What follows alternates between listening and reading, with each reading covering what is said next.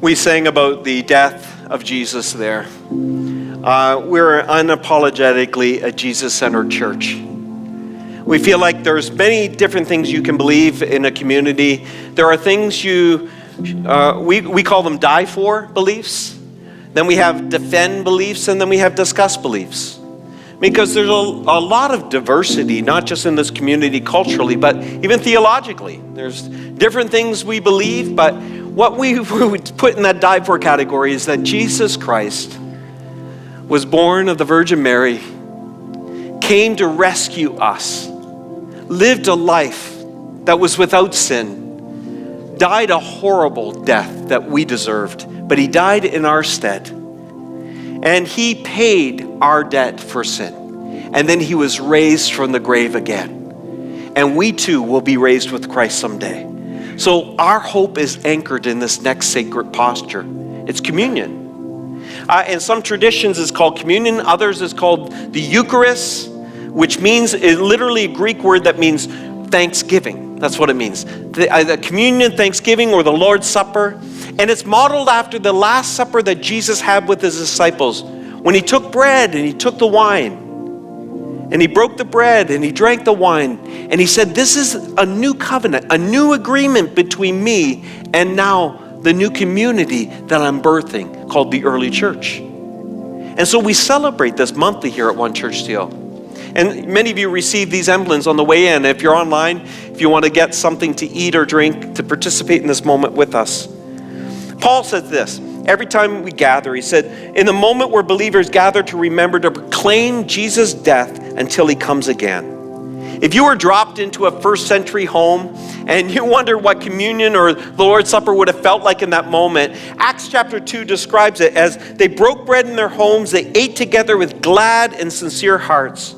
The Lord's Supper would have felt like a lot like a family meal. It was an entire meal you would celebrate together.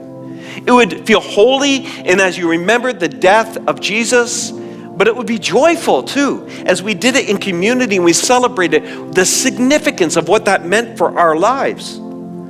So, the bread and the wine.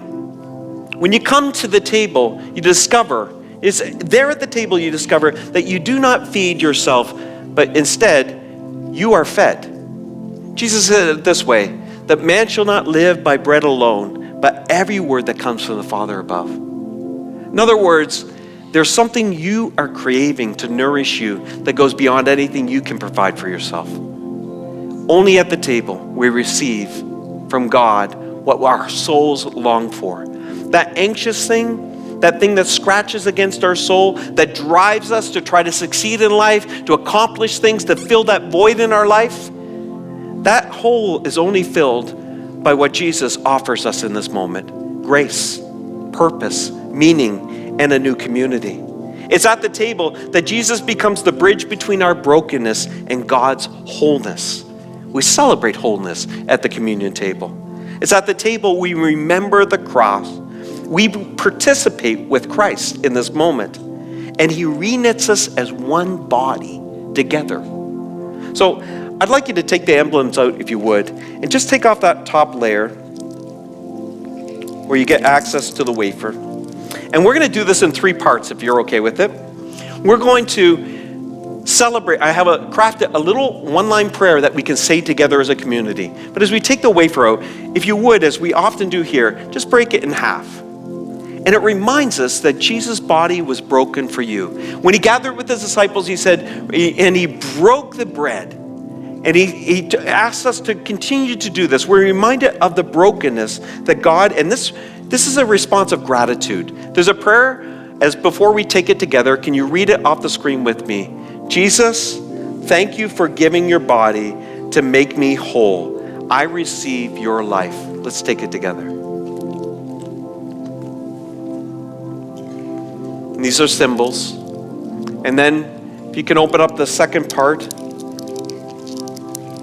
And this represents the cup that by faith we receive as grace.